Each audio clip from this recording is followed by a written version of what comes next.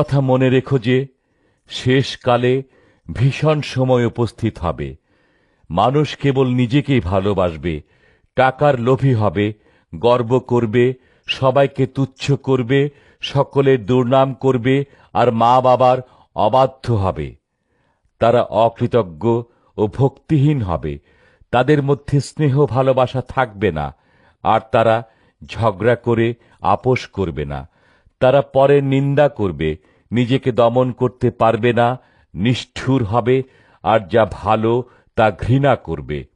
তারা বিশ্বাসঘাতক, হঠকারী ও অহংকারে পূর্ণ হবে। ঈশ্বরকে ভালো না বেসে তারা জাগতিক সুখকে ভালোবাসবে।